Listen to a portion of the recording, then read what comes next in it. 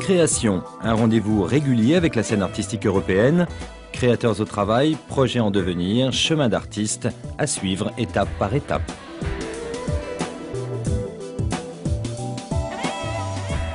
Aujourd'hui, Meret Becker conçoit le décor de son prochain tour de chant. Stéphane Braunschweig entame les répétitions de La Mouette de Tchekhov. Blancali règle un pas de deux à l'Opéra de Paris. Blancali, chorégraphe, deuxième rendez-vous. Il y a quelque temps, nous avions vu Blancali diriger l'une des premières répétitions de Scheherazade à l'Opéra Garnier. Nourri aux influences du flamenco et de Martha Graham, Blancali a su créer un langage chorégraphique très original. Les danseurs qu'elle dirige doivent s'adapter à ce langage, qui sollicite des parties du corps souvent ignorées dans le ballet classique. Elle règle aujourd'hui le grand duo d'amour avec les étoiles Agnès Le Testu et José Martinez et les premiers danseurs Delphine Moussin et Benjamin Pêche qui l'interpréteront en alternance. Ok, est-ce que vous voulez qu'on récapitule du début des Pas d'aider? On va les faire en musique.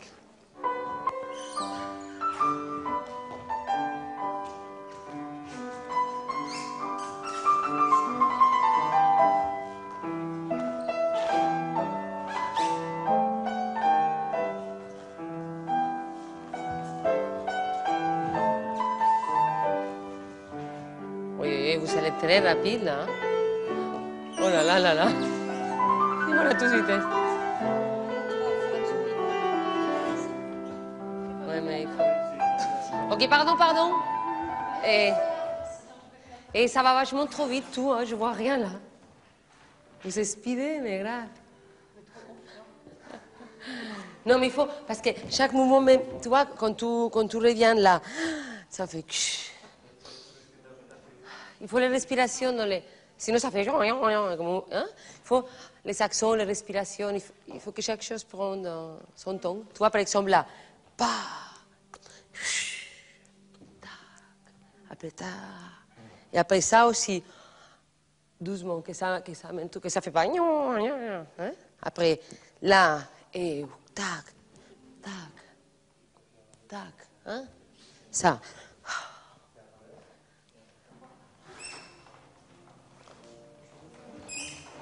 Et maintenant, une grande respiration derrière, tranquille.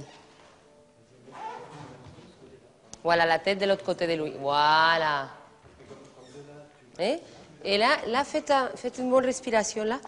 Qu'est-ce que ça fait? Si on pressait, tu vois, que ça ne fait pas clang. Hein? Comme si tu étais très confortable. Dans le travail du pas de deux, il y a 3 étapes différentes.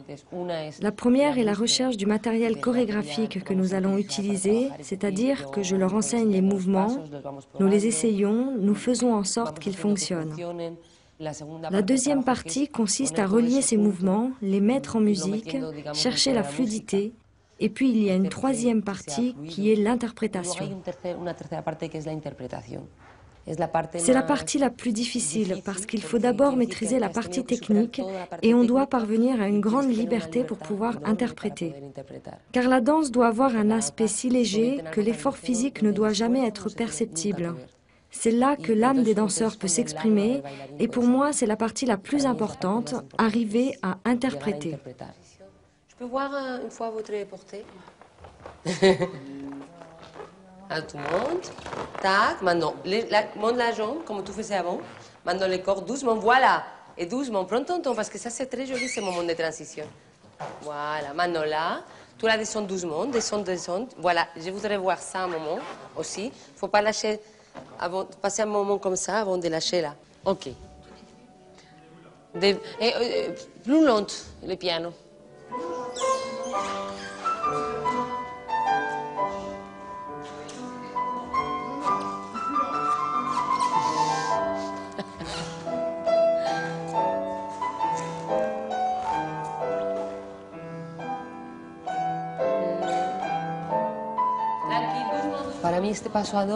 Selon moi, ce pas de deux dans Sherazade représente l'amour.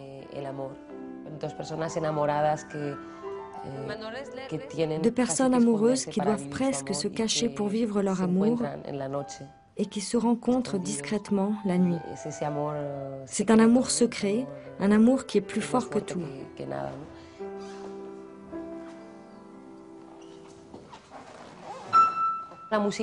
La musique de Korsakov a pour moi des accents de flamenco quand je l'écoute. C'est difficile de dire en quoi Korsakov peut inspirer le flamenco, mais je sens profondément que c'est une musique très espagnole. Alors j'apporte à la chorégraphie beaucoup de mouvements d'inspiration flamenco. Pas du flamenco proprement dit, mais il y a quelque chose dans l'air que je veux travailler un peu dans ce sens. Relâche la tête, hein, Agnès, la tête. Doucement, hein. Ah, je perds. On va reprendre de là, hein, reprendre les portées.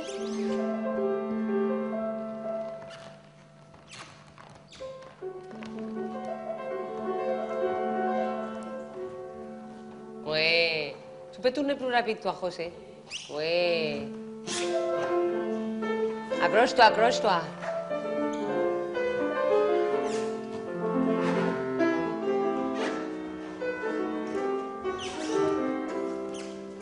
Tranquille, et...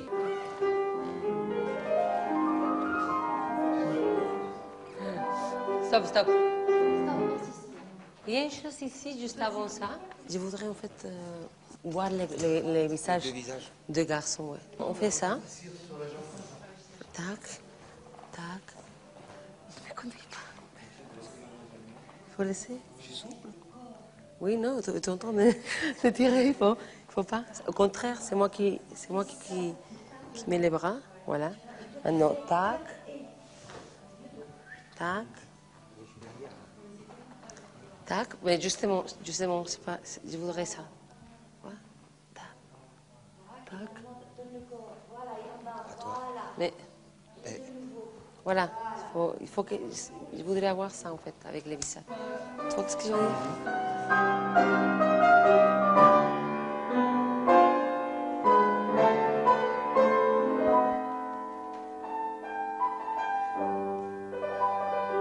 Ouais, ça c'est beaucoup mieux.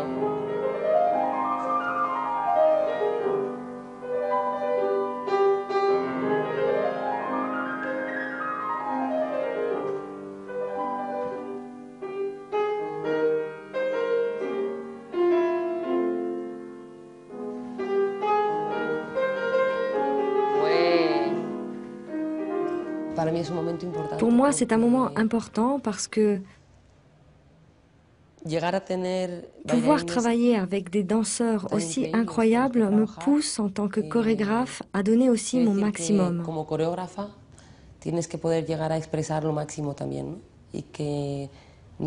Avec eux, tu n'as plus de limites. Donc ton rêve doit absolument se concrétiser. Quand tu travailles avec des danseurs moins bons, il y a toujours des limites physiques liées par exemple au mouvement que certains n'arriveront pas à faire. Mais vraiment, pour moi, travailler dans cette maison, vivre ce moment avec ces danseurs-là, c'est un moment très important, car si je ne parviens pas à faire un bon ballet, cela voudra dire que je ne suis pas une bonne chorégraphe.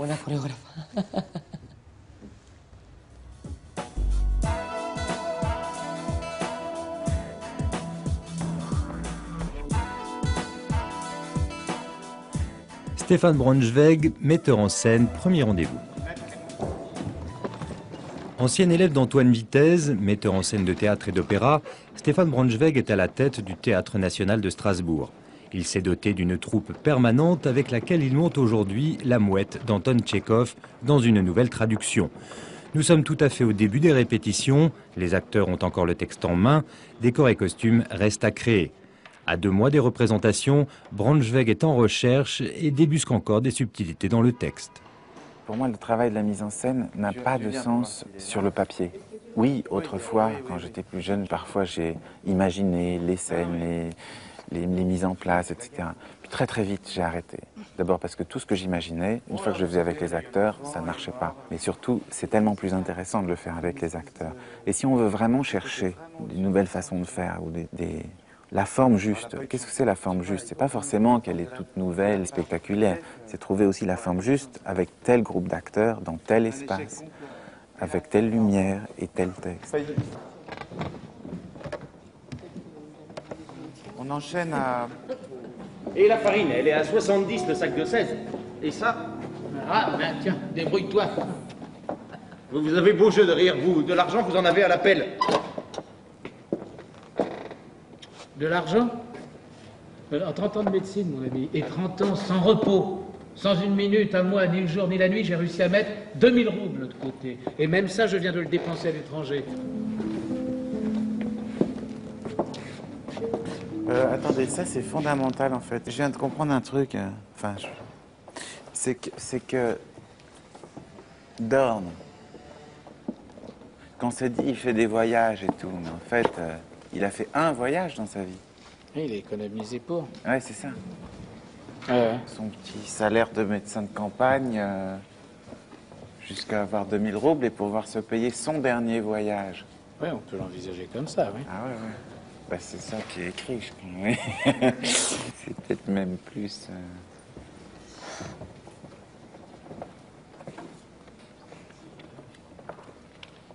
Il y a énormément d'indications dans le texte.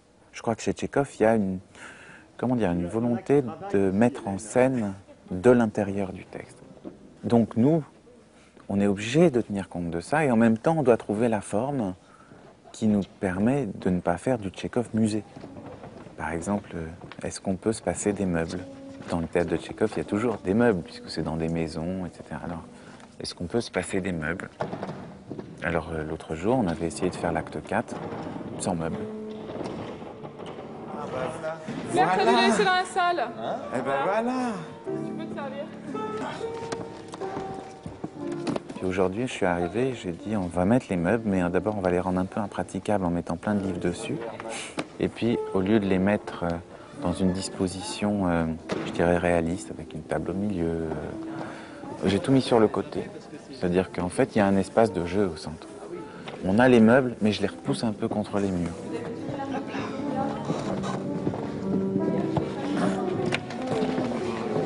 Si on est assis autour d'une table, et puis qu'on prend son petit déjeuner, comme c'est écrit, et puis qu'on se demande si c'est bien de se marier ou pas, c'est une conversation. Moi, j'aimerais arriver à ce que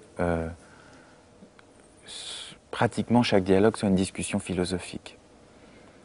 Alors, pour arriver à ça, il faut en quelque sorte abstraire la discussion philosophique de son enveloppe réaliste et un peu anecdotique.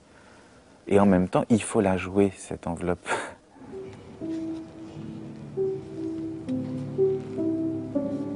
Kostya qui joue. Donc il a du vague à l'âme.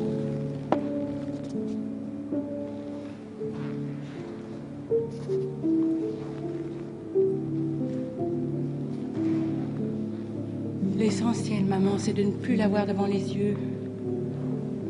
Pourvu seulement que Mont Sémion ait sa mutation. Et là, vous pouvez me croire, en un mois, j'aurais oublié. Du vent, tout ça.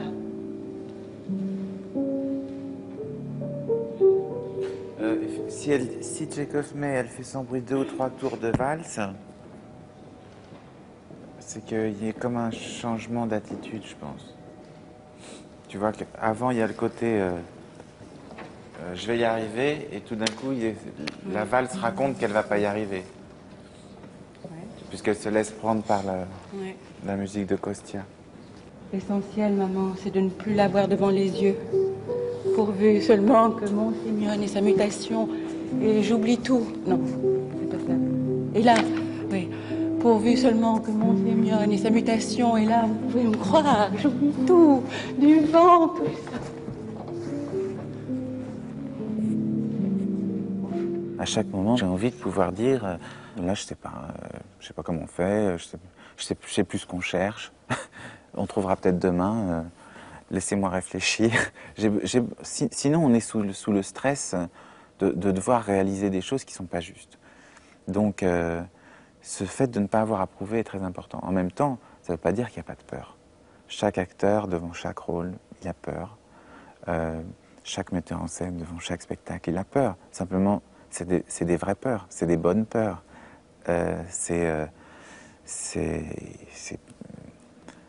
Oui, je pense que je dirais qu'il y a des peurs parasites qui seraient au niveau du relationnel et puis une peur réelle, c'est-à-dire de ne pas être à la hauteur de ce qu'on cherche.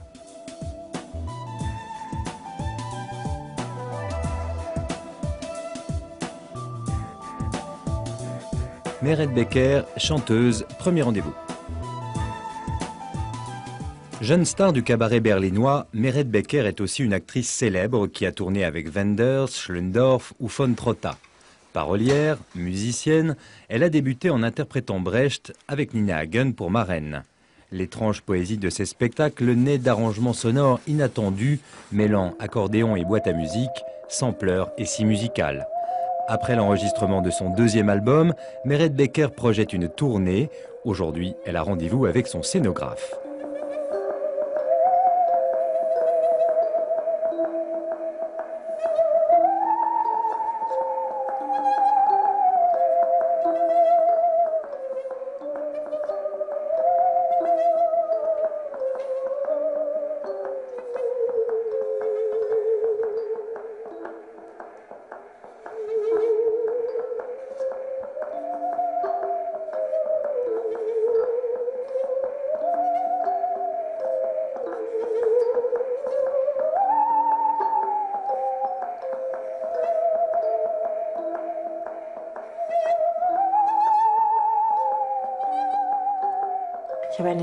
J'ai fait un CD qui s'appelle Fragile.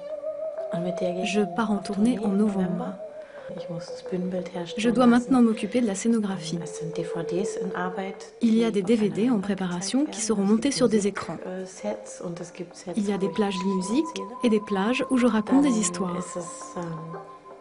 Ce sont des histoires d'amour autour d'une vieille dame et d'un jeune homme dans une maison de retraite. Je suis une grande fan de mécanique, mais j'aime aussi la modernité. C'est exactement comme dans l'histoire du jeune et du vieux. J'aime bien utiliser le vieux et le nouveau. Je trouve ça beau quand ils sont liés.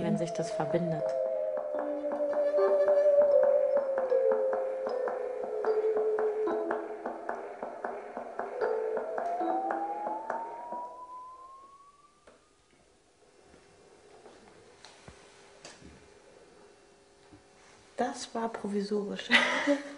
Singende Säge. Die heißt Frederik, die ist Franzose.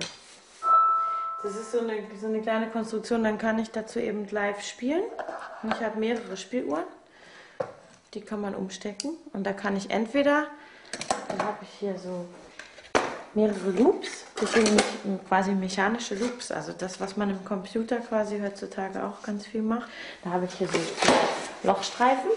Ein Locher dazu und dann kann ich meine eigenen Noten da reinschreiben und die Lochen, tak, tak, tak, tak, kennt man das ja so.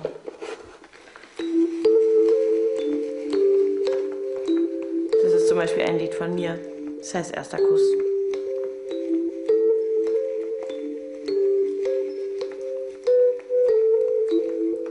Dann kann ich alles durch diese Fußschalter schicken und verzerren und bearbeiten. Also meine Stimme, die Spieluhr läuft hier rüber, die Säge auch. Es geht eigentlich alles hier rüber und ich kann alles hier in den Jamman schicken. Und dieser Jamman macht nochmal auch Loops, elektronische Loops. Und da kann ich auch, also da kann ich drüber singen. So ein bisschen wie ein Sampler eigentlich ähnlich. Das wird so mein Aufbau sein eigentlich und so kleine Geräusche und so Kinderakkordeone und wir haben ein kleines Banjo und so. Also wir sind so eine Mischung aus einer Altherrenband und einer Spieldose, die man an digitale Instrumente angeschlossen hat. Ich muss jetzt Moritz erklären, wie die Bühne aussehen soll. Ich mache ihn mal kurz auf, der wartet nicht. Hallo.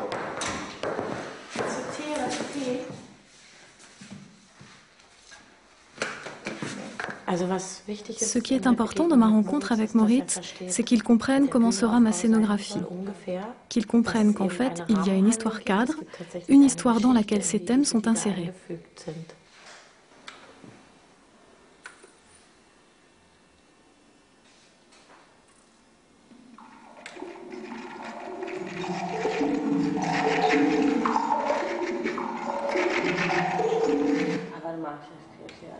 Ich kann ja dabei ein bisschen erklären, ist vielleicht nicht schlecht, oder? Genau, von dem Haus handelt es ja im Prinzip und das wird dann so zusammen und dieser alten Dame, ein junger Pfleger, der eine alte Dame liebt, in so einem Haus für alte Leute eben. Und dann guckt er immer in die Gänge rein und so. Und dazwischen kommen auch immer so Fahrten auf der Einspielung, immer Fahrten durch Gänge.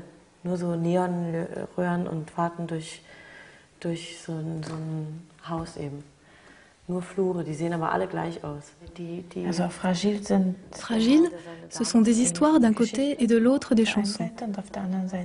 Il existe une histoire dans laquelle apparaît l'anecdote, puis on entend la chanson d'amour.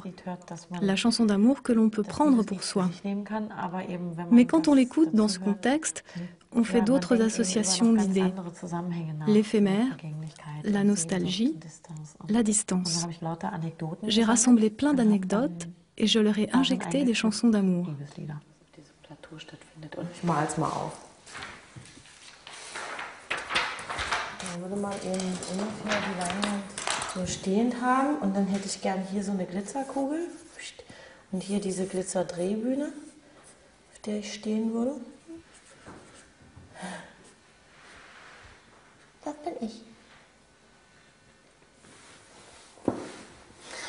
Und das Lesepult mit dem Zauberkasten ungefähr, so wo dann das Tuch vorkommt quasi, dass man da so lesen kann. Und dann wäre hier so vom Aufbau so Teppiche oder so viereckige Teppiche. Und dann wäre hier Ulrike, Keyboards. So. Und dann hätte ich eben gerne, also diese Insel, so drei Menschen sitzen da und das ist quasi ja unser Wohnzimmer, also da können wir dann machen, was wir wollen. Und dann wollte ich die Leinwand so ein bisschen versetzt, vielleicht hier, da kommen dann DVD-Einspielungen für manche Sachen.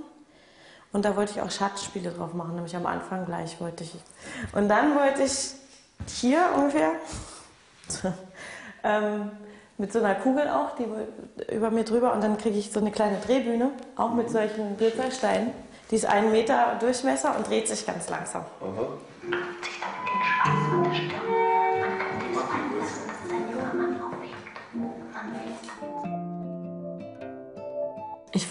J'essaie de recréer des atmosphères où l'on devine une magie, où l'on croit déceler un secret. J'essaie de créer une nostalgie, comme dans notre enfance, dans Alice au Pays des Merveilles. Il y a une petite porte, je la franchis, me voilà dans un labyrinthe, dans un jardin enchanté, dans un château. On ne sait pas exactement ce que l'on cherche, mais ce quelque chose existe bien, dont nous avons la nostalgie.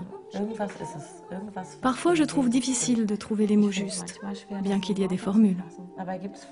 J'aimerais les noter. Alors je pourrais expliquer cela très exactement.